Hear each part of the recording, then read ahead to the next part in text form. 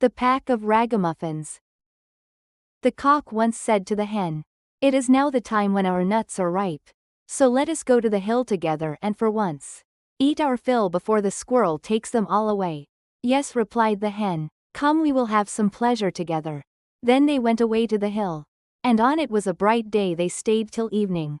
Now I do not know whether it was that they had eaten till they were too fat, or whether they had become proud. But they would not go home on foot. And the cock had to build a little carriage of nutshells. When it was ready, the little hen seated herself in it and said to the cock, "Thou canst just harness thyself to it." "I like that," said the cock. "I would rather go home on foot than let myself be harnessed to it." "No, that is not our bargain. I do not mind being coachman and sitting on the box, but drag it myself I will not."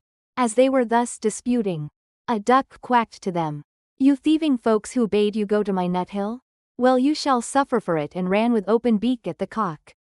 But the cock also was not idle, and fell boldly on the duck, and at last wounded her so with his spurs that she also begged for mercy, and willingly let herself be harnessed to the carriage as a punishment. The little cock now seated himself on the box and was coachman. And thereupon they went off in a gallop.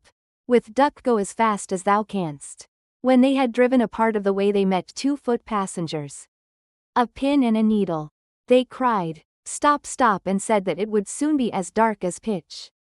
And then they could not go a step further, and that it was so dirty on the road, and asked if they could not get into the carriage for a while.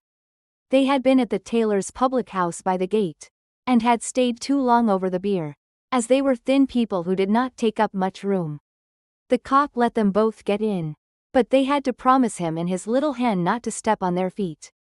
Late in the evening they came to an inn, and as they did not like to go further by night, and as the duck also was not strong on her feet, and fell from one side to the other, they went in. The host at first made many objections. His house was already full. Besides, he thought they could not be very distinguished persons.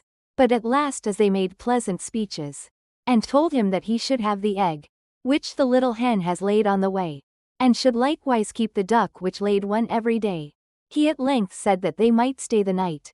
And now they had themselves well served, and feasted and rioted. Early in the morning, when day was breaking, and every one was asleep, the cock awoke the hen, brought the egg, pecked it open, and they ate it together.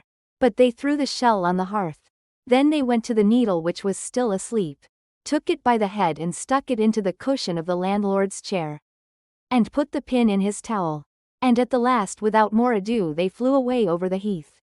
The duck, who liked to sleep in the open air and had stayed in the yard, heard them going away, made herself merry, and found a stream, down which she swam, which was a much quicker way of traveling than being harnessed to a carriage.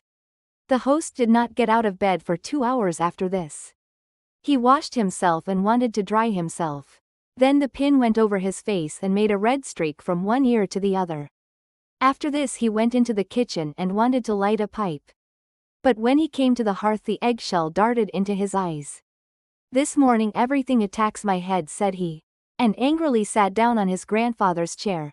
But he quickly started up again and cried, "Woe is me, for the needle had pricked him still worse than the pin, and not in the head." Now he was thoroughly angry, and suspected the guests who had come so late the night before.